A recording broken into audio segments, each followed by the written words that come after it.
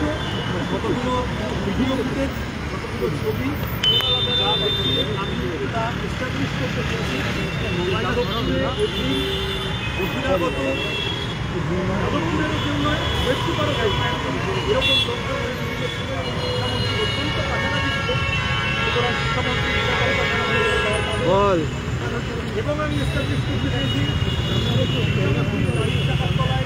একটু অসুবিধা নিচ্ছে করো আহত হয়েছে এবং যাদবপুরের ছাত্ররা যারা আহত হয়েছে হতে পারে, অভিনব হতে পারে, অনুষ্কা হতে পারে, সোশ্যাল মিডিয়া, ইলেকট্রনিক মিডিয়া এবং প্রিন্ট মিডিয়া যা এদের সম্পর্কে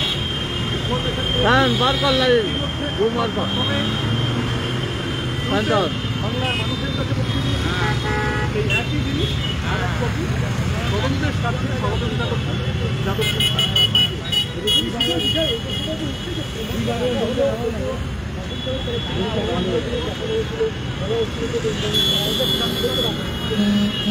আমি তো এটাই প্রথম থেকে বলার চেষ্টা করি, আমার লুকানোর কিছু আমাকে যতবার তদন্তে সহায়তা করতে আসে, কিন্তু যারা তদন্ত করছেন তারা নিরপেক্ষ আছেন তো?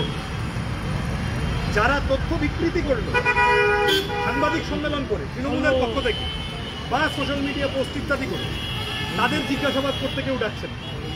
যে শিক্ষামন্ত্রীর গাড়ি ছাত্রের ওপর দিয়ে গাড়ির চাকা চলে গেল, সেই শিক্ষামন্ত্রী এবং তার অ্যাসোসিয়েটদের কেউ ডাকছেন। যে বহিরাগতরা ছিল টাইম অ্যান্ড এগেন দেখানোর পরে তাদেরকে কেউ ডাকছেন। যে তৃণমূল নেতারা মিনিটে 1 মিনিটে বুঝে নেবো, 30 সেকেন্ডে বুঝে নেবো, 2 মিনিটে বুঝে নেবো ইত্যাদি ইনস্টিগেশন ছড়ানো, প্ররোচনামূলক, উস্কানিমূলক কথা বলে চলেছেন, তাদেরকে কেউ ডাকছেন। আমাকে ডাকা হলো কেন? আমি তথাপি সমস্ত সহযোগিতা করব, কিন্তু পুলিশ তার ভূমিকা প্রশ্নের ঊর্ধ্বে নয়। এটা তো আমরা হাইকোর্টের অবস্থান দেখেই বুঝেছি। ইন্দ্রানুজের প্রথম দিনের বক্তব্য ছিল যে আমার বয়ান রেকর্ড করার ক্ষেত্রে কিছু অসুবিধা করা হচ্ছে। কোর্টের বকা খেয়ে 3 দিন 4 দিন পরে ইন্দ্রানুজের কাছে যেতে হতো। তাহলে যারা অভিযোগ করেছে, যারা আহত হয়েছে, যারা আক্রান্ত হয়েছে, তাদের বয়ান নিতে গড়িমসি, আর বিরোধীদের, প্রতিবাদীদের যদি কোনোভাবে কণ্ঠরোধ করার চেষ্টা করা যায়, এইরকম একটা মনোভাব তৃণমূলের সরকার, প্রশাসন তাদের আছে। এটা বাংলার মানুষ মেনে নেবে না। যাদবপুরের ছাত্ররা তাদের পাশে দাঁড়িয়ে এই গোটা ঘটনায় যারা অপরাধ করেছে, বাইরে থেকে এসে গুন্ডামি করেছে, এবং যে শিক্ষামন্ত্রী এইভাবে গাড়ি চালিয়ে দিয়েছেন ছাত্রের ওপর, তার নৈতিক দায় নিয়ে পদত্যাগ করা উচিত, তার এবং তার অ্যাসোসিয়েটদের গ্রেপ্তার করা উচিত।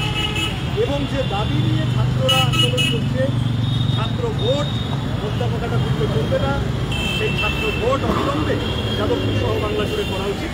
এই কয়েকটা কথা অতীতেও বলেছি, থানা থেকে বেরিয়ে আজকেও আবার তোমাদের সাথে বলছি, আগামী দিনেও বলেছি। রাখা হয়েছে আমাকে ওনারা বলেছেন যে যদি ভবিষ্যতে লাগে আপনাকে ডাকবো। আমি বলেছি যতবার ডাকবেন আসবো, আমার কোনো অসুবিধা নেই।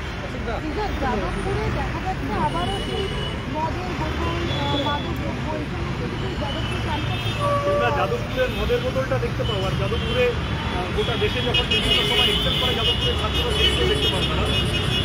এটা যারা দেখতে পাচ্ছেন সিলেক্টিভলি তাদের সমস্যা। আমার এখানে কিছু বলার নেই। যাদবপুর বিশ্ববিদ্যালয় দেশের মধ্যে 4 নম্বর এবং রাজ্যের মধ্যে 1 নম্বর বিশ্ববিদ্যালয়। এরাই আরো আমি বলছি সেই কারণেই যাদবপুরের মুখ্য চিন্তা সেই কারণেই যাদবপুরের ছেলেমেয়েরা শাসককে প্রশ্ন করে, সেই কারণেই যাদবপুরের ছেলেমেয়েদের সম্পর্কে এই পরিমাণ ঘৃণাবর্ষণ করা হচ্ছে শাসকের পক্ষ থেকে, কোনো মিডিয়ার। ঠিক আছে।